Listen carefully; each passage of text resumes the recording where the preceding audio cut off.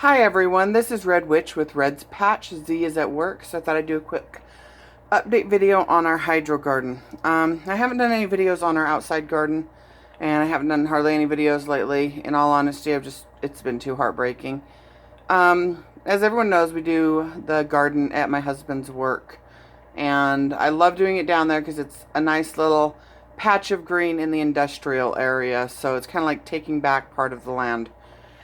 Well, this year the weed sprayer guy decided he wanted to take it back too. So, out of 50 plants, we have 2 zucchinis left, and out of 20 tomatoes, we have, I think, 13 left.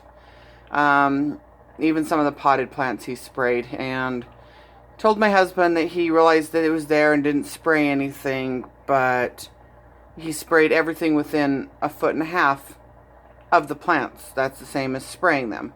Even if the wind hadn't caught it over, then there's insects, then there's everything that could have carried them over onto the plants. Either way, it killed everything. We got 2 zucchinis and some tomatoes left, and a couple things in some pots. So the rest of it's just dead.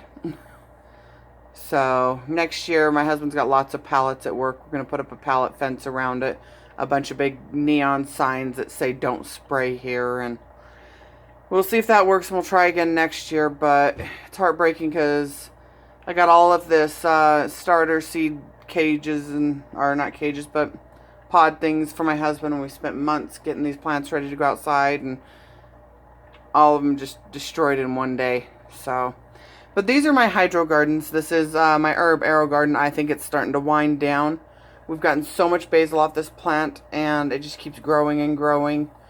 We keep having to trim it back because it gets too close to the light, and then when it does, if we don't catch it right away, it looks like that. It gets a little sunburned, I guess would be the term.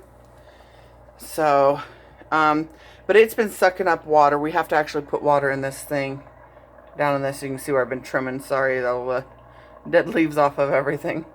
But we've been having to fill this thing with water probably at least once a day. Sometimes we put a little more in the afternoon just to make sure. The tomatoes are starting to go brown. We've gotten a lot of tomatoes off them. We've got some of these little red cherries, and then there's some yellow ones back there, but they've been coming off like mad. These are supposed to be purple super hots, but they start out coming up purple, then immediately go bright red. Z tried them. He said that they're not real hot, but they're pretty good. I got a couple of peppers in here that are just starting to get tall. So once these other stuff come out there and they can get to the light better, they'll probably do a lot better. But I think this is starting to wind down and get ready to have the pods replaced. But then again, we got more flowers starting. So this one's easier to keep watered because it's got this thing that alerts my phone, alerts me whenever I need to water or add plant food. And then it's got this thing, which is the reservoir that's attached to it. So we'll just keep an eye on it, make sure it gets watered. It goes through water like mad too this time of year. Then we've got this, which is a 132 melon we decided to try inside, and it is vining up.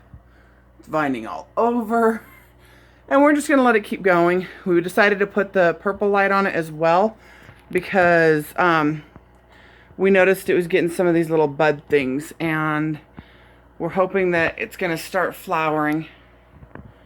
And so we put the purple light on it and maybe encourage that. Also, the purple light needed to be on this.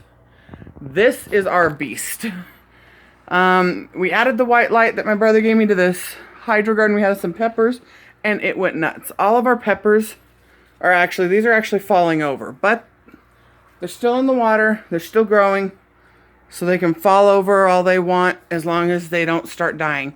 And there is peppers and stuff growing off each. There's 2 of them in here that are poinsettias, and they've got peppers all over them, as you can see. There's, I think this one's an Anaheim, which is this one right here. Got a pretty good pepper on there. I'm not sure what this one is. I know I planted some habaneros. I think there's Reapers in here, which is what I think this one might be.